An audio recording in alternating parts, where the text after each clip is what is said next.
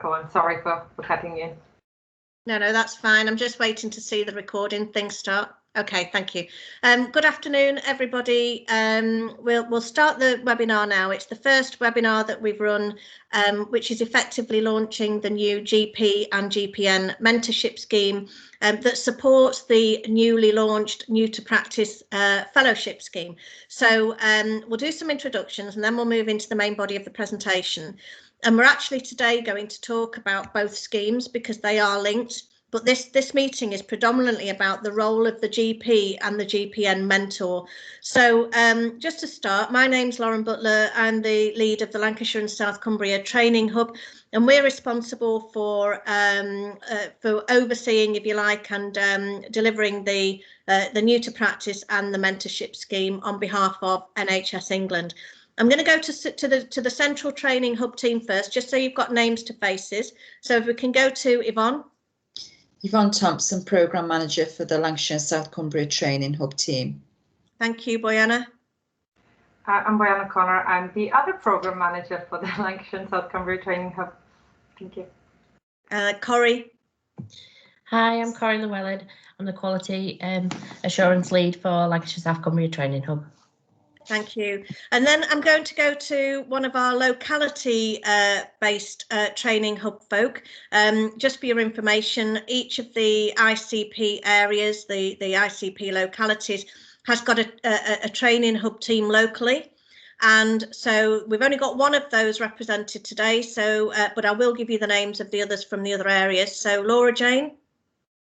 Hi, I'm Laura Jane Lloyd. I'm the Fylde Coast Training Hub Operations Manager. Thank you.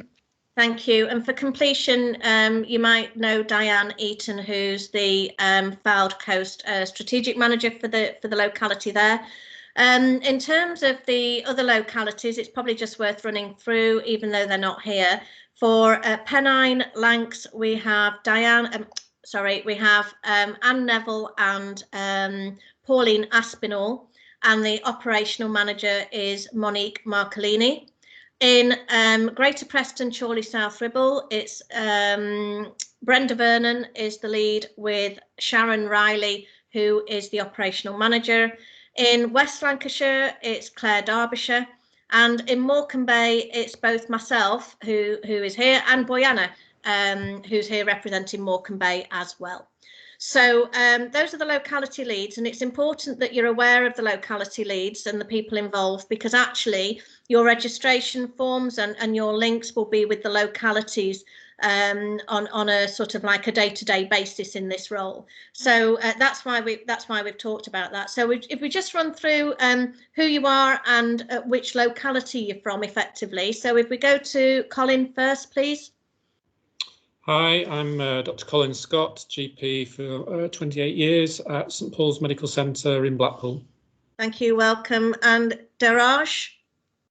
Hi, good afternoon. Dheeraj Basaria, I'm a GP in Skelmersdale in West Lancashire, and I know Claire Derbyshire, and I've worked previously with Yvonne Thompson as well. Excellent, welcome. And Lara Rimmer? Hi, I'm Laura. I'm the practice nurse lead at St Paul's Medical Centre with Colin. Welcome. And Deborah Waters? Hi, my name's Deborah Waters. I'm the lead practice nurse at Ansdell Medical Centre on the Fylde Coast. Welcome, Deborah. And last but not least, Margaret. Hello, I'm Margaret. I'm from Thursby Surgery. I'm a new practice nurse. Am I North Pennine? Am I Pennine? I don't know. Yes, you are. Yeah. Pennine. You are. Thanks. Pennine, Margaret. So linking it with Anne Neville and Pauline Aspinall. So what we'll do this afternoon, if it's okay, is we're gonna share some slides with you. Like I said, we're going to run through the New to Practice Fellowship Programme, because that's the programme that you'll be supporting. And if you're interested after today's session, and then we'll talk about the actual mentor role and the intricacies of that. So I'm going to hand over to Yvonne, and I'm going to go on mute, and then I'm going to take over halfway through. Okay, can everybody see the slides, and can everybody hear me? I can't see any hands up because my desktop isn't showing any hands up or that. So if you can just say yeah, is everyone see that? Brilliant, thank you. Yeah. Okay, so welcome everybody and thank you for attending. We're just going to give a sort of brief overview of what the actual... Yvonne, I'm really sorry to interrupt. Margaret, you've got your hand up. Is that just to say yes, you can see it? Sorry, that was an accident, yeah. That's fine, don't worry. So just Yvonne, before you start, I'll monitor the hands up, but also if you've got any points or any questions and you want to raise and you don't want to interrupt, please just put it in the chat box. Yeah, and just be conscious, I can't see any of that, so Lauren, if you can just let me know, that'd be great. I will. Thank you. Okay, so what we're doing, as Lauren said, is we're going to give you an overview of the New to Practice Fellowship Programme, and then we're going to talk about where that mentor role fits in that. And it's really important that you have that overview in order to understand what the actual programme involved. It's quite a structured programme, but it's also got quite a bit of flexibility in, so that's really useful. So in terms of the New to Practice Stroke Fellowship Programme, it's a 2-year programme. And it's supporting the recruitment and retention of staff into primary care, and it links into a lot of the work around the NHS plan going forward, etc. So it's all interlinked with that drive for recruiting and retaining staff into primary care. It's about newly qualified doctors that are coming into primary care, and also newly qualified nurses, and also new to practice nurses as well. We've agreed to support that because we think that's really important, because initially it was just newly qualified nurses, but we've added on that other component, which we're really pleased about. It's for substantive roles, it's not for locums. It has to be somebody that's in employment in primary care. It was launched in 2019, but we have had a delay, obviously due to COVID. So in respect to that we're saying that anybody that's come into practice from August 19 it can actually come onto the programme, so that's quite positive. The programme is aimed to support development and confidence and reduce the sense of isolation, because that's something that was picked up when they did some research around people that were coming into general practice, because of the landscape of that service, really. There's growth of future facing skills, so that was another reason why they introduced, and within the programme there's a big involvement in terms of portfolio work, so that sort of sits, that's where the flexibility sits in terms of what those candidates can do throughout the programme, what their development and leadership sort of topics are, if you like, but we'll go into that further on in the slideshow.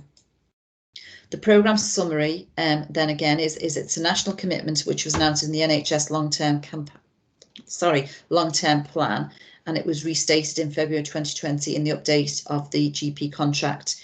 It's got explicit focus on working within and across the PCNs, so it's not in the NHS Trust secondary care organisations or private organisations. It's specifically for primary care. As I've stated before, that there will be PCN portfolio working, and that'll be learning and development post registration, so lots of opportunities to get involved in what the PCNs are doing, and having that resource, if you like, in the PCNs to be able to do some of that work, so that's really positive. It's around supporting the development of experience and support transition of the workforce, and the participants will receive funded mentorship and funded CPD opportunities. Some of those CPD opportunities have already been decided, for example, the leadership and the quality improvement aspects, but some of those also could be quite flexible. The fellow will be given 1 session per week, and that will be backfilled, so they will get backfilled for that, so that they have to have that study day for 1 session a week, and there is an expectation that they will have rotational placements within that programme as well. So the eligibility, the people that can apply for the programme have got to be, as I've said, newly qualified GPs or practice nurses, or new to practice nurses that have been qualified for a while but they're coming into new to practice. So so the newly qualified GP, it's got to be within the first months of qualifying, and they've got to hold a substantive contract. And as I've said earlier, that is going to now be extended from August 2019 because of the delay due to COVID. There will be that flexibility in the programme if people are sick, or they need parental leave, or the pregnancy, etc. So that can be extended as well. Similarly, that where an individual is already on the scheme and has a period of absence due to maternity, parental leave, sickness, again, that will be flexible within the programme. They have to be salaried employees and partners. and they must participants may also be international recruits where they meet the other criteria. As I've said before, it's for substantially employed GPs and nurses, and those currently working as locums who fulfil the other criteria and take up a substantive role as they join the programme. It's open to all that meet the above criteria, regardless of numbers or hours worked, because those hours are prorated.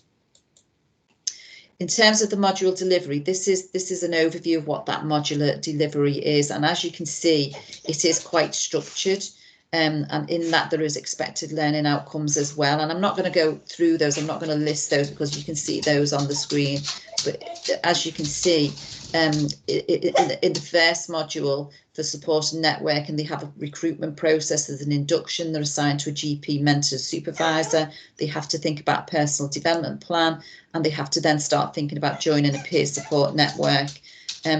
Within the 0 to 6 months, they will start an AQUA quality improvement programme, and that at that point that will be the pre-course work. And that is quite, again, a structured programme. So in there you'll have your action learning sets, they'll have those built-in sessions as well, and they will also be starting to think about a quality improvement project to actually work on for that. So that's a really good opportunity, and the Lancashire and South Cumbria training are paid for that course, so that's a paid CPD. Then they've obviously got to start thinking about what the portfolio opportunity is, and again I will go over that a bit later on to explain that a little bit more fully. So they've got to do that in the 0 to 6 months. In the 7 to 12 months, again you can see there's still that structure in there, which does offer that flexibility around the portfolio working and the shadow opportunities.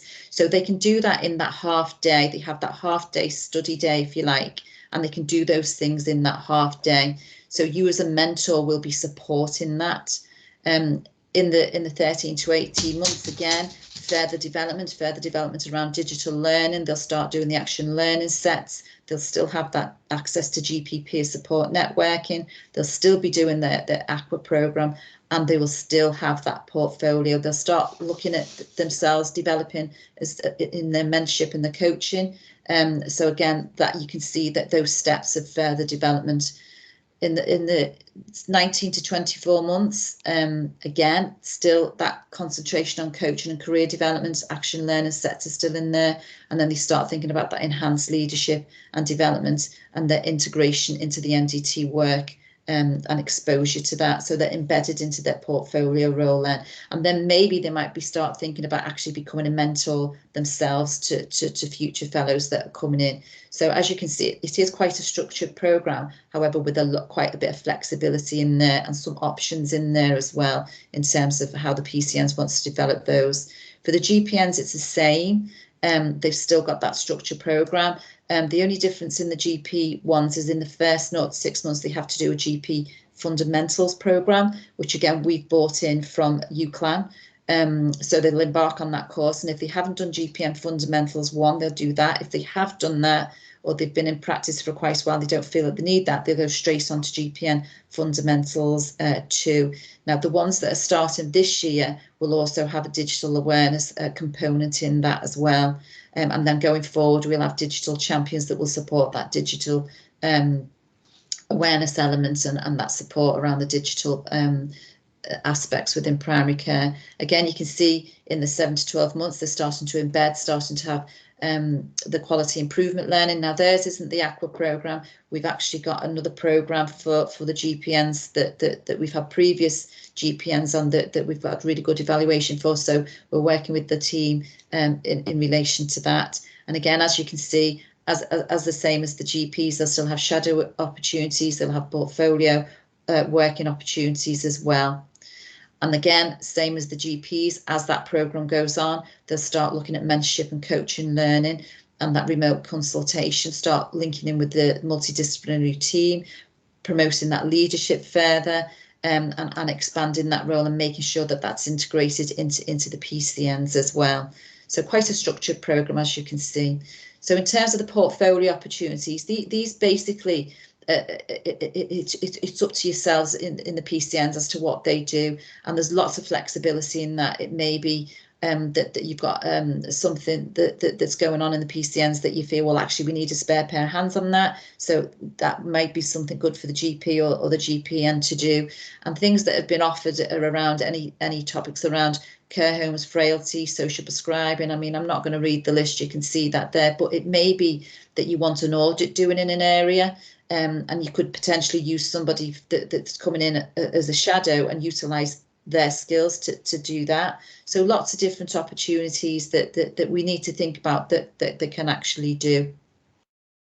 And I'll hand over to Lauren now. Just let me know when you need to go on a slide, Lauren.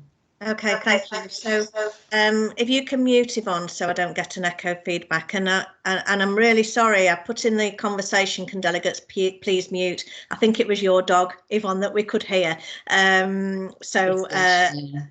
Yeah, so don't worry. Thank you for that. So I think what Yvonne's described in summary is the actual fellowship programme so far, and the sorts of things that the fellows will be doing. And I don't know whether you noticed, but in one of the in each of those last 4 slides where we had the 3 pillars, in the support and networking pillar, I've just lost the slides now, Yvonne. Okay, thank you. They're back up. So in the support and networking pillar, the very first box basically said access to a GP mentor or access to a GPN supervisor. They're calling them slightly different things, but effectively the same. And we're going to use that terminology of GP mentors or GPN mentors throughout, even though it talks about the GPNs being a supervisor. So I think the very first thing to point out is that when we get a new to practice fellow joining the scheme, the very first thing that we will do is we will allocate them a mentor. And so the mentors themselves, we've got 2 different approaches. The GP mentorship scheme is a formal GP mentorship scheme run by NHS England. Whereas for the GPNs, there isn't such a formal screen. Absolutely, you'll be able to be sent copies of the presentation, and we will put it on our website as well under the New to Practice tab.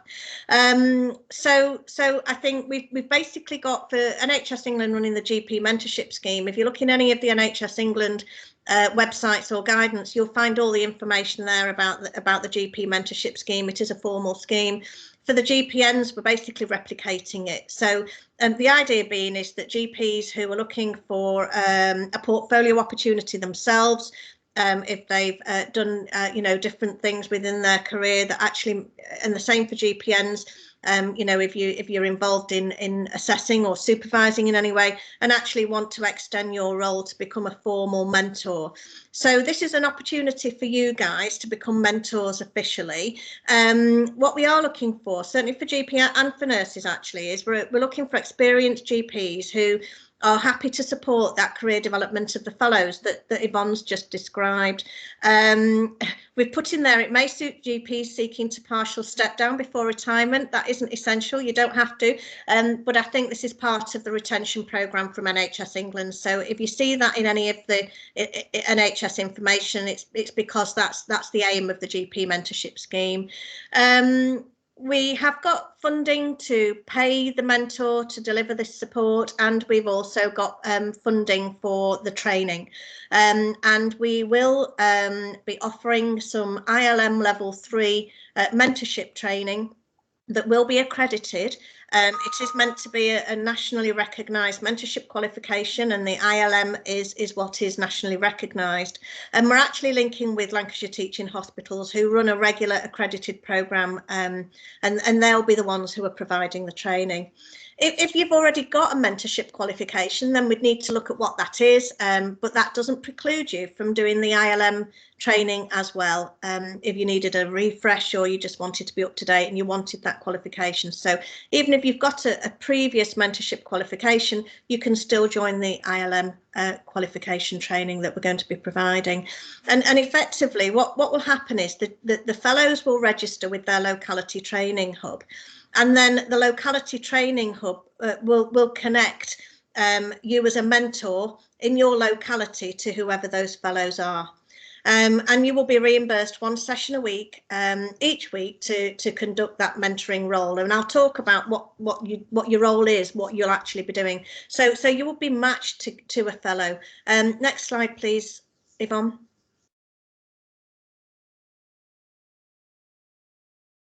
I've just lost them all. I don't know what's happening. It's not letting me do it for some reason, and I'm not really quite sure why. Let's see if it does it that way. Have you got it now? I've got it up now on GP Mentors and GP eligibility. Great, thank you. So for GPs who want to do this mentoring role and be part of the NHS scheme, then obviously the GPs need to hold full registration, be on the performers list, and obviously have no issues in terms of suspensions, etc. I think if you just go to the next slide, please, Yvonne, I think it might be on there as well.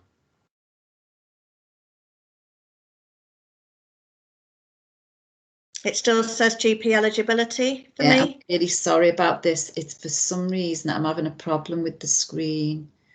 Let me try again. I do apologise. Don't worry. Do you want me to try and share mine?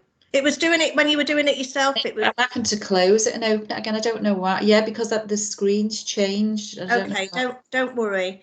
So if we effectively, as well as being on the performers list, etc., what we are asking is that you do need to be delivering 3 clinical sessions a week, and that's an absolute criteria for NHS England. There's no way around that.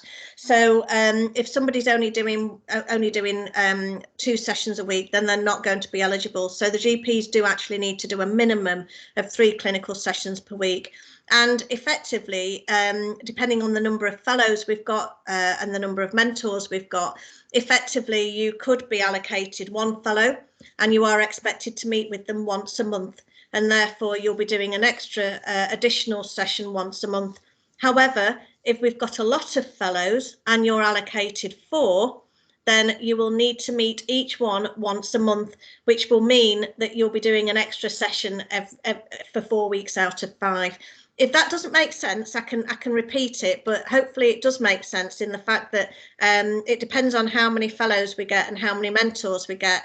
Hopefully what we will do is make sure that everybody who registers as a mentor actually does get allocated at least 1 fellow. So if you sign up for the scheme, the minimum that we hope that you would get is 1 fellow with a minimum of 1 session a month that you would need to deliver, but it could be more as the programme grows. We've already said that we will provide training, and like I said before, you can support up to 4 mentees so that effectively you're almost doing 1 session a week. For GPs, the financial payment is £289 per session, £289 per session. That's fixed. That's not anything that we can control. And effectively, thank you, Yvonne. Effectively, it's to fund that 4 hour and 10 minutes. I don't think we're going to be counting the 10 minutes, but it's the 4 hour session a week. So moving on to the GPN mentors now. Again, we're looking for experienced nurses and advanced nurse practitioners, and ideally those who have already been delivering some sort of support in terms of being an assessor or a supervisor in practice, or even a previous preceptor when we had the nurse preceptorship programme running. So people who are experienced in supporting staff. Remember, these will be folk who are not within your practice, so they'll be external to your practice. And again, just as the GPs, the GPNs are expected to support the newly qualified or the new to general practice nurses in the first 2 years of them joining. So it's around supporting the fellows. Thank you, Yvonne. We've already said for the GPNs, the same as for the GPs. It depends on how many fellows we get, and therefore how many sessions you'll be asked to do. You also will be able to access the ILM3, and your payment will be £180 again per session for a 4 hours 10 minutes. And so effectively your role again will be to oversee that programme that the fellow's on. Next slide, please, Yvonne. So what will you be doing in that session, and what is your role as the mentor? Well, obviously, we're going to start this programme, and if we get a fellow and you get allocated, we'd like you to start straight away, and the training may come a little bit further down the line. but it is different from an appraisal role as an appraiser. You know, effectively, the role is to support the fellow through the programme, recognising that the fellow will be independently able to access all the activities. They may just want to have a discussion with you about what might be the priority if they're struggling to fit things in. They might want to talk about, in particular, that PCN opportunity. And just to let you know, we're starting to have conversations with our PCN CDs about the fact that we're going to have people who are on the fellowship scheme, who are paid 1 session a week to undertake fellowship activities. Now, you know, the activities that we've got listed that Yvonne's talked about, probably that will mean that they've got some spare sessions. And if we're paying them to do activities in development, then actually for a PCN, that's when they can maybe use that fellow to do, like as Yvonne said, maybe audits or medication reviews, or linking in support of QOF, or any of the PCN DES activities that are going on. So we have started those discussions with our PCN CDs. But as a mentor, it's important, I think, that part of your role is about supporting the fellow in linking with their PCN where they're working, and making sure that they're actually, you know, that side of things are developing. So it becomes almost a tripartite discussion between the PCN link and yourself and the fellow to really hope that they can get embedded in doing PCN activities. And it's a two-way benefit then. It benefits the fellow because they get to work within a PCN and see how a PCN functions and can look at the sorts of things that PCNs deliver. But equally, from a PCN perspective, they get a spare pair of hands, whether it be a GP or a nurse, who effectively then can contribute towards the PCN activities as well. So if you meet with your fellow once a month, it will be number one, to check where they're up to help guide them in terms of the programme. It will also be to check progress. And so we will be asking for effectively a very brief progress report from yourselves once a month, once you've met that fellow, and that will form part of the invoicing process as well. So by receiving that report, attached will be the invoice, and then you get paid for that session.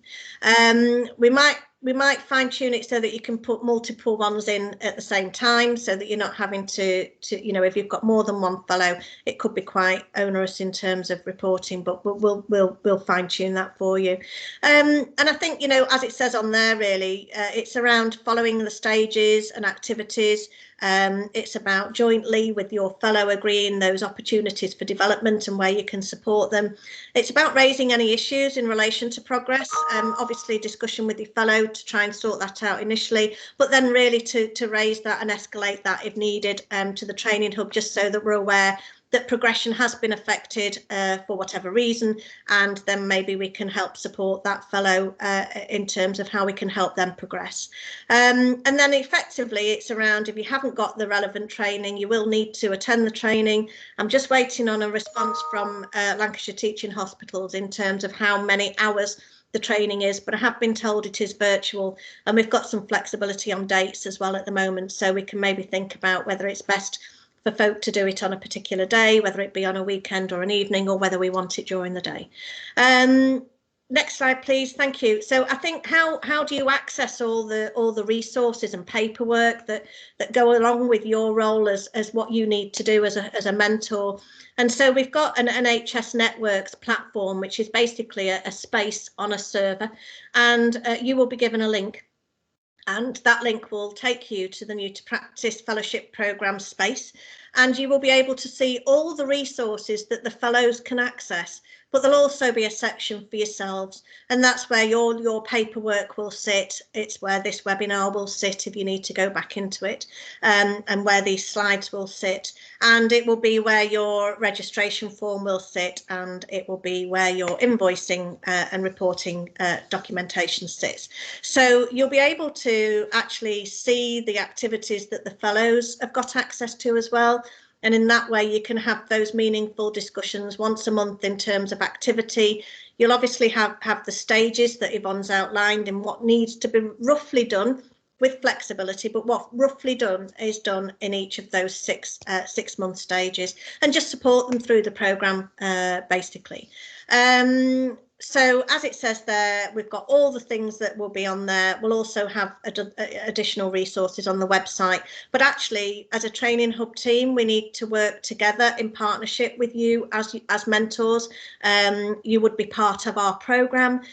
We're here to deliver the New to Practice programme, and therefore your role as a mentor is to work with us, both for the central team, the team that are here today, but also for those localities as well. They're going to be the ones who will match you with any fellows that come through and get registered, and so it's really important that they'll be the ones that potentially will be collecting your reports from you, and then we'll centralise them, and then we process them for payment, etc.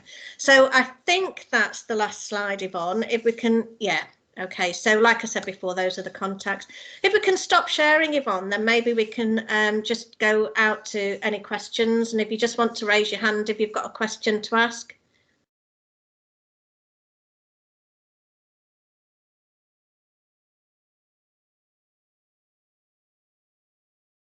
Have we put anybody off from joining the mentorship scheme? Or have we answered all your questions in terms of what's involved, what you would need to do? No questions? That tells me. Sorry, go on, Boyana. There is a question in the comment chat, in the chat box. Yeah, can we be sent a copy of this presentation? So yeah, absolutely, we can send you a copy, and like I said, we'll make sure that a copy goes on our website as well. And if you do register to become a mentor, we will then put it in the networks platform so that it's there for your backup. Can I check that you've all received the registration forms? You've got that on your emails, or you've been sent it through somebody? Have you actually got your registration forms in order to join the scheme? Yes, I've sent mine in already. Okay, great. Thank you. Daraj?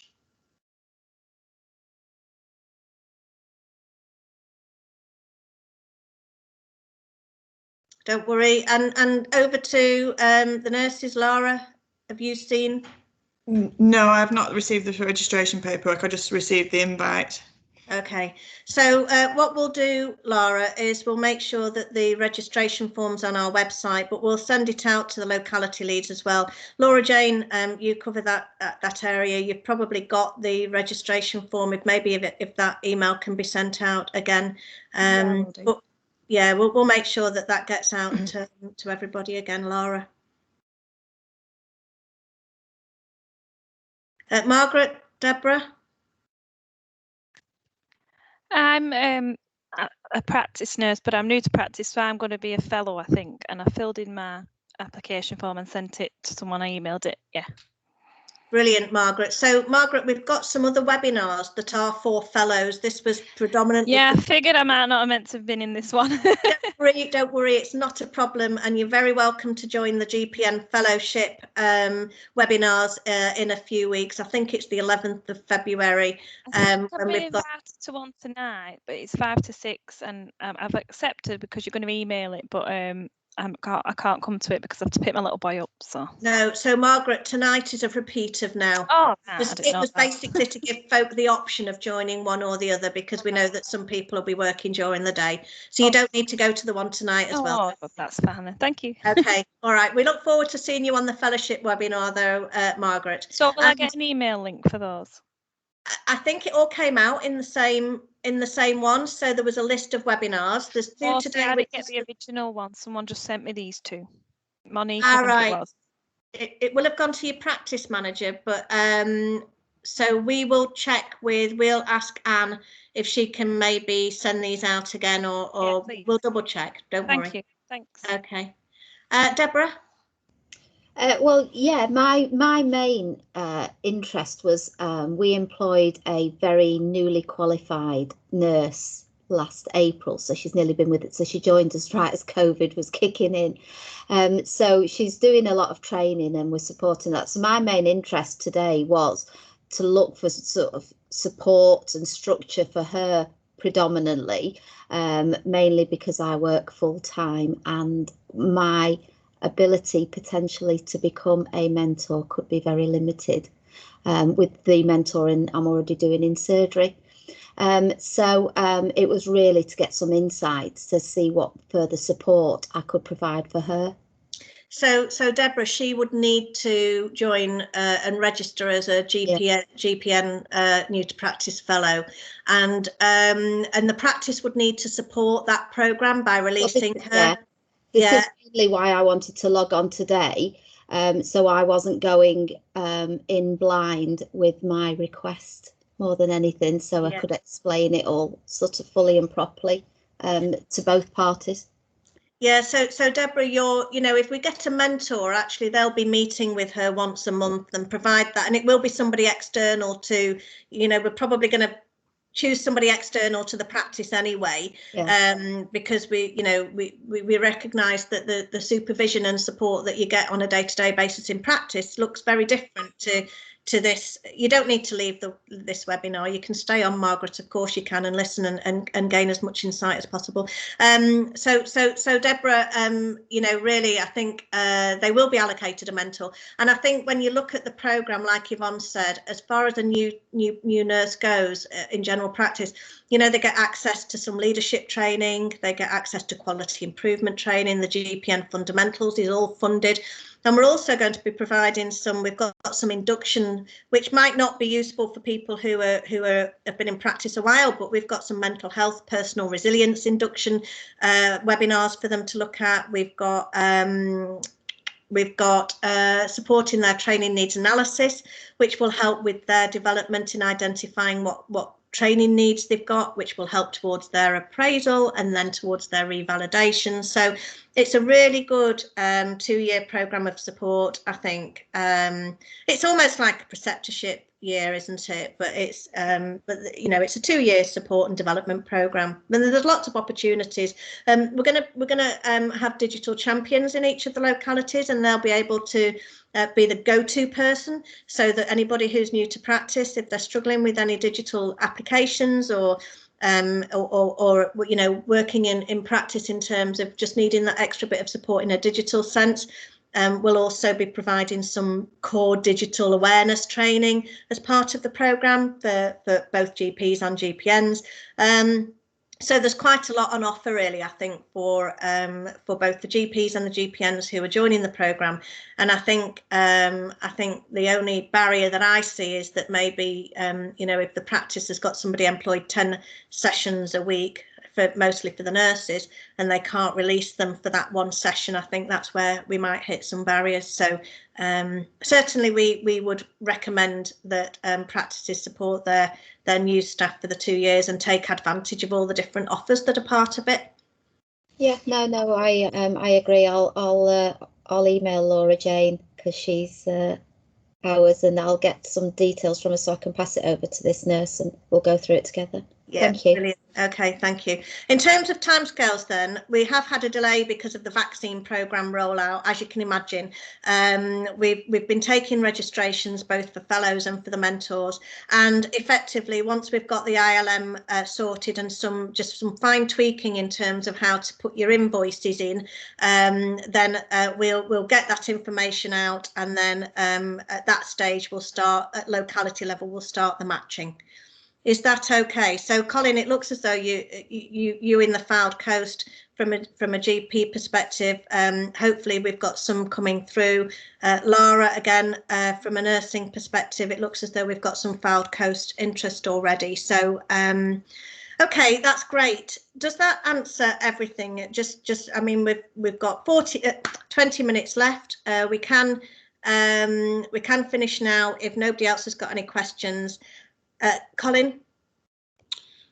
Yeah, it was just when you said that the mentor and the fellow is usually from a different practice. It's just I know that one of our salary GPs has already gone and started onto the fellowship programme. So would I not be mentoring her?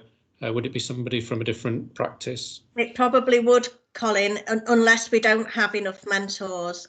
So I think, again, it's about that matching process of how many mentors and how many fellows we've got. If they've already registered for the fellowship and you say they've already started, can I just check that you're not meaning the HEE post CCT fellowship that started and was launched in August of last year? There's two separate fellowship programs. So there's the HEE post CCT fellowship program, which is more around a clinical fellowship, whereas this is our NHS England fellowship, which is the 2-year program of support for newly qualified GPs and nurses. Okay. So it might be, it might be if they've already started. I doubt they've started on this one because we've not properly launched it yet. Fine. It must be the other one then. Yeah. Okay. So absolutely, whatever support you need to provide to her in practice for her HEE clinical fellowship, absolutely still go ahead. But for the new to practice fellowship, and equally, if she is new to practice, if she's qualified after August 2019, she can join this program as well. What we need to do is make sure that she's able to be released, because this is an additional session that she'd need to be released for. And I know obviously if she's already doing the HEE post CCT fellowship, she will have already been given some time to do that. Yeah, she's that one is 2 sessions a week, so that must be a different one. So yeah, and I don't think she would be able to take another session off as well. Okay, thank you. Okay, all right, great. And that's really useful, Colin, because I think that helps us be really clear in our communications that this is a different programme to the HEE fellowship that's already underway.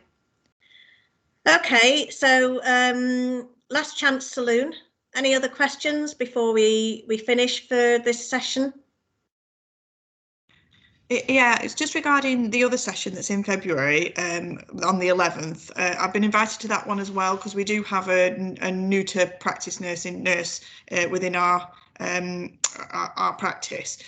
So am I right in thinking that she should come to that meeting as well as myself?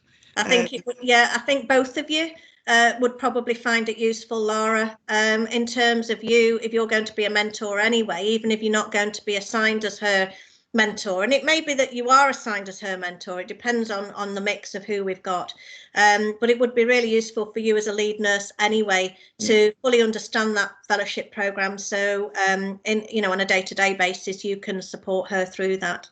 And what we'll do on the 4th of Feb, which is when we've got the new to practice GP, we're going to go into more detail because they are slightly different in terms of what they offer, which is why we've split it out. But we will go into detail on the programme and, all the different opportunities and how they can register for those and when they need to be done and at what stages. So those slides that we whizzed through today in terms of the pillars of support, the 3 pillars and all the different activities, we'll be spending more time going through that in more detail on the fellowship webinars. Does that make sense? Thank you. So anybody who wants to come, if you can just spread the webinar word far and wide, because I know that a lot of the time at the moment with COVID vaccination, our comms, it's difficult for managers to maybe cope with the volume of emails, etc., and it might get missed. So obviously we'll continue to keep advertising, but if you do know of anybody who's either a new to practice fellow or is interested in becoming a mentor, then please just put them in touch with either your locality lead or us in the central team. Okay. All right, thank you. So we'll finish for today. Thank you all for taking the time out. We look forward to processing your registration forms, and someone will be in touch shortly. So I know there's been potentially a bit of a delay, but we will be in touch shortly to get folks started.